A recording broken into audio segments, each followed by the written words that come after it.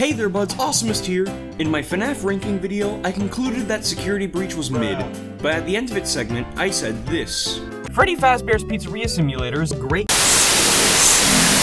There is DLC for this game entitled Ruin coming soon, and that'll hopefully get it higher on the tier list. Well, Ruin's come out, and it's time to see if that statement holds any water. Will Ruin improve Security Breach's ranking? Let's find out. Gregory.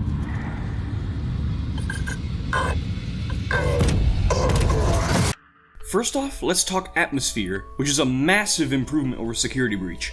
Originally, I said that Security Breach's atmosphere, while being visually impressive, wasn't good in terms of a horror game like FNAF, being too bright and vibrant to let any fear set in, and would have preferred it if it was dark, especially considering how the Pizzaplex was closed for the night.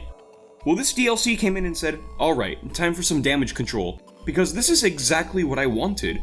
Everything is dark and decrepit, with the place looking like it's been destroyed and abandoned for years. It really gives off a vibe that you shouldn't be there, and it's very dangerous. Speaking of very dangerous, we have the ruined Glamrock animatronics, which are scarier than the shattered Glamrocks from the main game, but in all honesty, not by much. If you want true fear, however, take a look at what they did to Monty. This is the only one of them I can truly say earns the title of terror-inducing, because holy hell, he's vicious! He's like a rabid dog made only more unsettling by the fact he's able to move so fast with only his arms. Also, his jump scare. Good lord. I will also give a shout out to ruined Glamrock Freddy as well, who has a killer design. Headless, torso mouth, pretty freaky. But I'm going to say this, while this is very cool to see, I'm not going to congratulate a game for something that I felt should have been a certain way from the beginning. Then comes the gameplay, which is also better than Security Breach, feeding into the atmosphere and horror elements by making it more based on sneaking around to avoid being seen. And you know what? The game handles this pretty good, taking advantage of the camera's FNAF 3 style, making them useful for once. Hi, free mask. Please take a mask. Then there's the Vanny mask, which not only allows you to avoid being detected by certain animatronics, but allows you to deactivate security nodes and walk through specific areas you couldn't originally. But you can't keep it on forever, as the digital entity MXES will try to stop you, summoning nearby animatronics to its aid. All fine and good, but then again, I must ask as always, why does all this stuff have to be in the world of FNAF? FNAF used to be so grounded, so real, given the way it presented its horrific themes, and being so simple in its concept. Child-possessed animatronic mascots wanting revenge by killing who they assume is their murderer by gruesome means, playing with subtle yet disturbing imagery.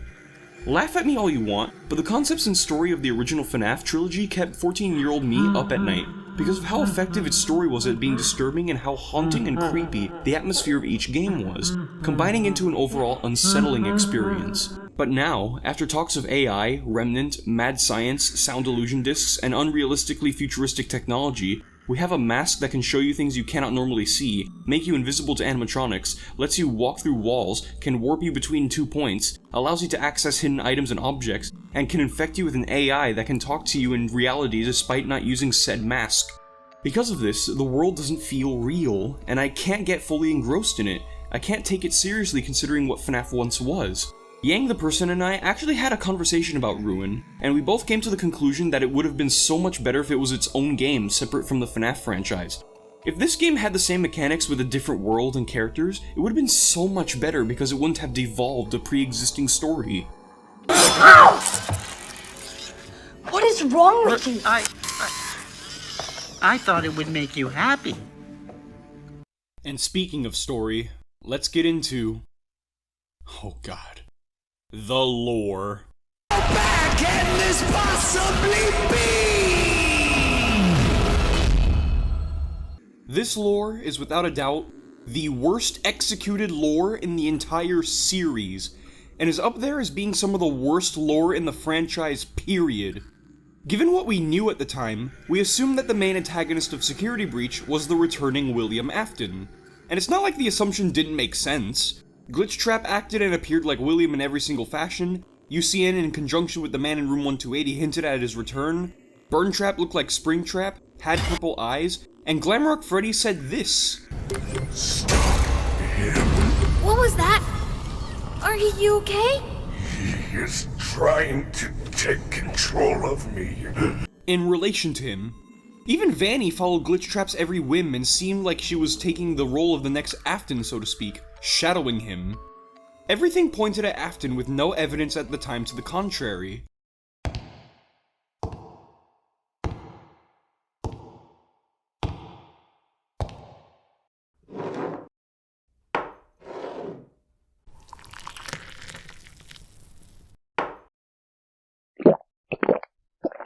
But 7 goddamn months later, Tales from the Pizzaplex's first story released, as they presented an endoskeleton as it started killing a bunch of employees in its debut story. People didn't think much of this at first, until people realized that the Pizzaplex books were the first books we've ever had directly tied into the games, that the endoskeleton was called the Mimic, and it started having direct influence over the Pizzaplex using its Mimic 1 program to control the entirety of the Pizzaplex and its many animatronics and endoskeletons, even being used for AR and VR projects, with the specific information being given to us in Tiger Rock, a book that came out over a year after Security Breach's initial release. Suddenly, people started believing that everything that was going on in the games was because of the Mimic, and that he was the true antagonist of Security Breach all along, even being Burntrap. When I first heard about this, I was absolutely appalled. Not only did this character come out of nowhere, but suddenly people were believing it was Burntrap and the main threat all along? It felt so out of nowhere and left field that it felt like a retcon, due to the fact that people didn't like the idea of Afton's return. Granted, I was disappointed with it too, but it was at least better than this, because it was something that I could see being a possibility, what with the assumed evidence of his supposed return mentioned earlier. But I thought it over, and it couldn't have been a retcon, because books take anywhere from 9 months to 2 years to get published, and that doesn't take into account the time writing the books, so it had to be planned from the start. At this point, I was losing all hope. Could the story be going in such a stupid direction?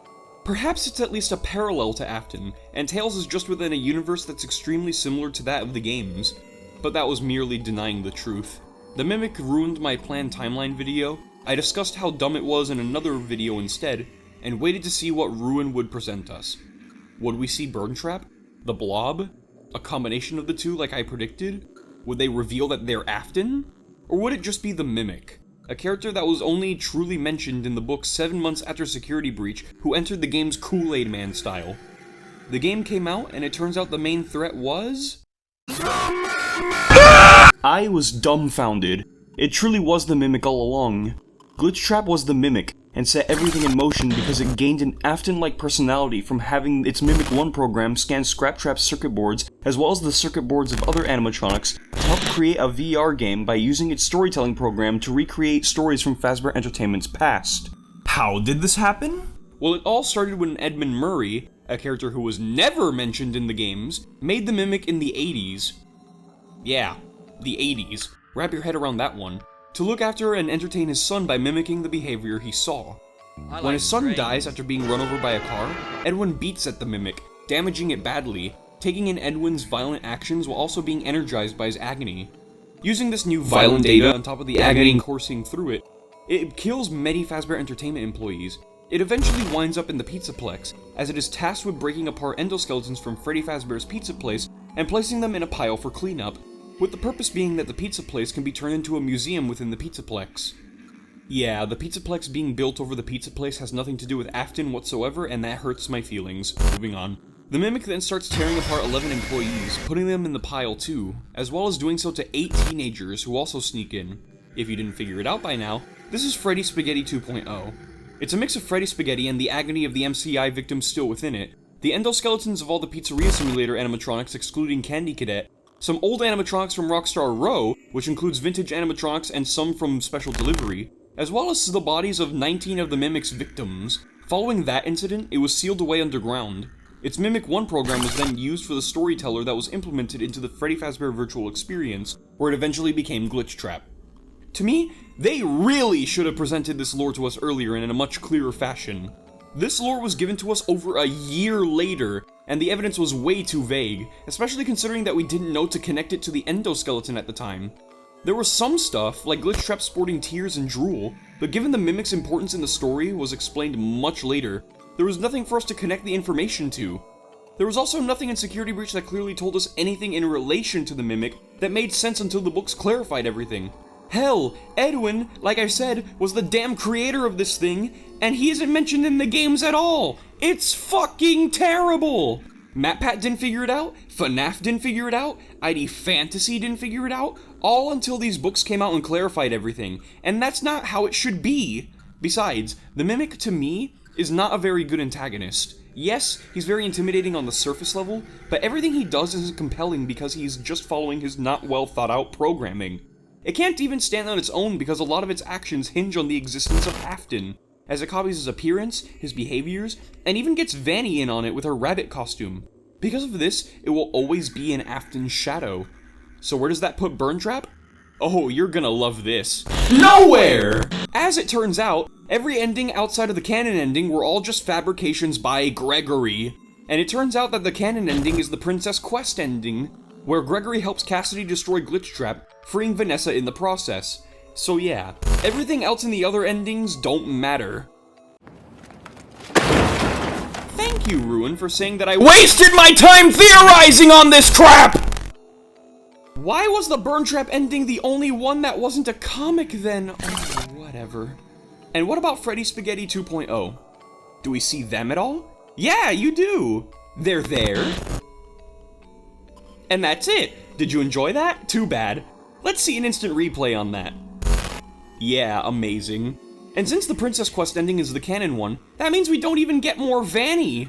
One of my complaints is that we didn't see enough of her, and now you're telling me that she doesn't appear at all and won't appear ever again? Wow, I love how VR and AR built her up only for Security Breach to essentially do the equivalent of benching her. So yeah, after they escape the Pizzaplex, Gregory and Vanny made MXES to ensure the Mimic doesn't escape. So the Mimic tricks Cassie into coming and gives her the Vanny mask with its Mimic 1 program to guide her on her way. Also, I'd like to point out how Cassie's design has changed since the teaser, and that's totally not frustrating in terms of theorizing purposes at all. There goes a part of my theory from my timeline. And who is Cassie? Don't know! Is she a robot Charlie in some shape or form? Hard to tell! She doesn't get affected by Mimic 1, she somehow snaps Roxanne out of Mimic 1's influence, and she can supposedly survive an elevator falling from a great distance. Then again, she has a father, but he is a technician.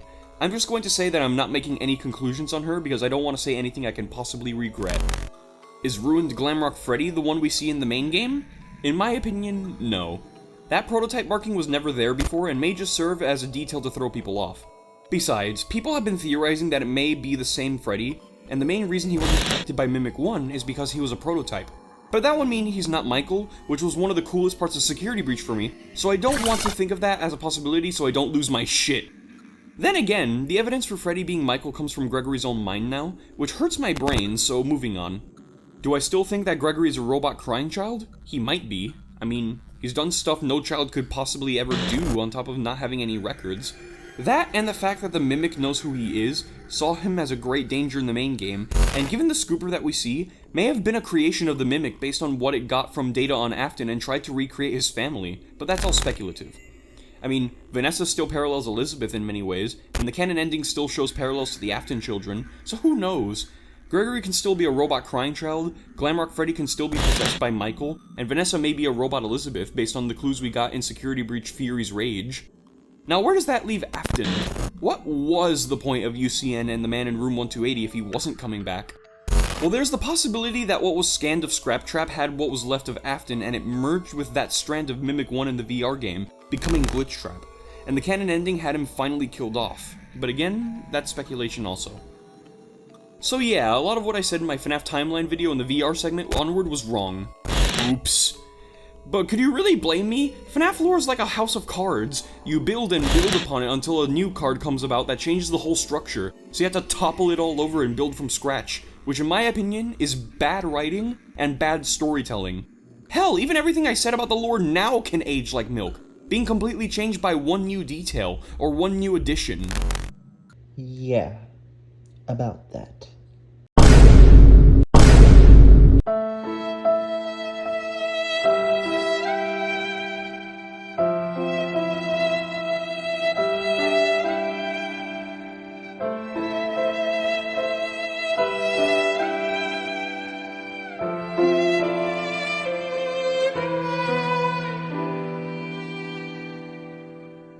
And in this game's case, nobody knew what was really going on until the books clarified everything. And it was especially bad in this game's case, because not only did the books clarify everything over a year later, but all the main information was in the books, and that's honestly a huge problem. At first, the game stood on their own 2 feet in terms of story, with players having everything they needed to piece together what was going on. But all of a sudden, they became too complicated and vague in certain areas, with the books nudging people in the right direction. Was this a good system? No, but at least it wasn't fully necessary.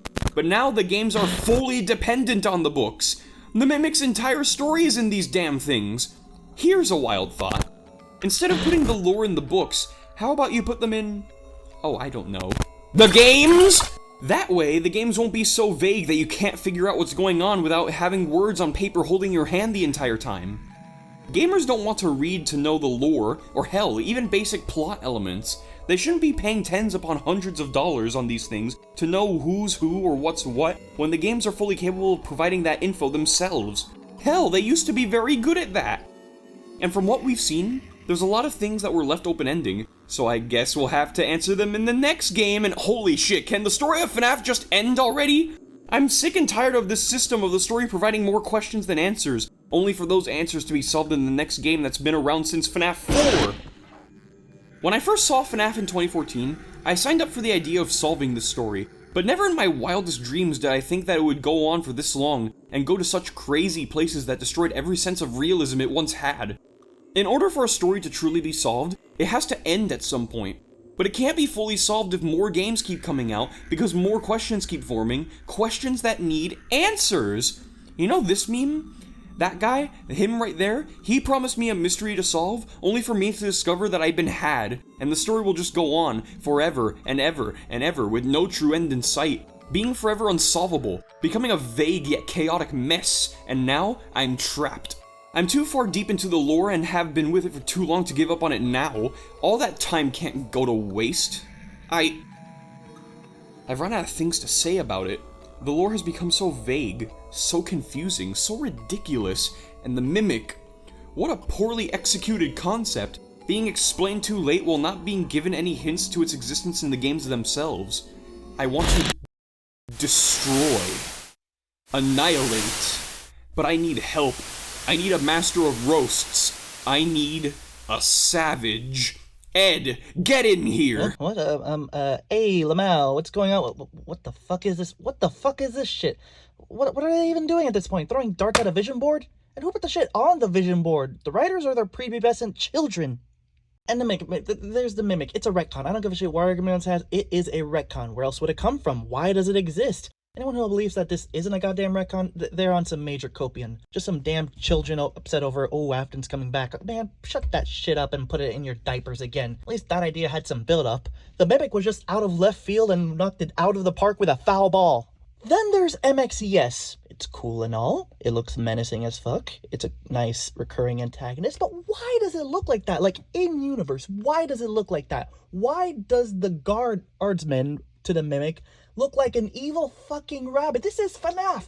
Don't make your lawful characters look like evil rabbits. Why do you want to make your good guys resemble Afton, glitchtrap, Mimic, whoever the fuck is the anti at this point? Who at the job board decided, oh, this is a good design for a security system? Man, shut your shit up and go to the unemployment line. And you know the lore is messy when you can't make up your goddamn mind about it. I actually made this recording way after Awesomust finished all of his. And I just gotta say, ever since he made those recordings and now, his opinion changed a lot. He changed his opinion more than I change underwear, and I always change my underwear. And the whole community is going back and forth about this like it's a game of Pong. Make up your goddamn minds. Pick a good direction, go with it. Don't go all, oh, this way, no, that way. No. All I'm gonna say is that the series used to be scary because of the killer animatronics. Now the only thing I'm scared of is them making another goddamn sequel. Like, god damn it. If you want to go another story direction so bad, fine. Make another goddamn game. Unrelated goddamn game. Slap Cawthon's name on it and bam, you got your pretty penny. Because that's clearly all you give a damn about. Oh, you don't give a damn about story integrity. You don't give a damn about any of that shit. No, you're just here. You just put the FNAF title because you know people know it, that people are familiar with the community, and that people are gonna swarm towards it. Make another goddamn game. It's not that hard. You did it once before, do it again. You got all these ideas? Go ahead, apply them, but don't ruin what we have here. We had a good thing going here. Like, what the fuck? Very good, Ed. Wonderful job. Now get out. The lore's still more successful than your damn channel. Come up with your own roast next time, bitch. Now, with all that being said, where does the addition of Ruin put Security Breach on the tier list? Well, I'd honestly say that the completed product goes in B tier, below FNAF 2. If the lore wasn't such a mess and so poorly executed, it would have been on the top of B tier. If it also wasn't connected to the main game of Security Breach on top of that, Ruin on its own would be in A tier, below FNAF 3. But unfortunately, that's too good to be true, and due to its many problems, the bottom of B tier is where Security Breach with the Ruin DLC shall stay. I like to think of Security Breach Ruin as a bandage for a flesh wound. It tries to fix as much as it can, but there's only so much it can do, and lets other problems get worse. But yeah, that was my review and ranking of Five Nights at Freddy's Security Breach Ruin. I'll see you guys next time. Be sure to check out my friends and have an awesome... Hey there, buds. Hey there, buds. Hey there, buds. See you soon.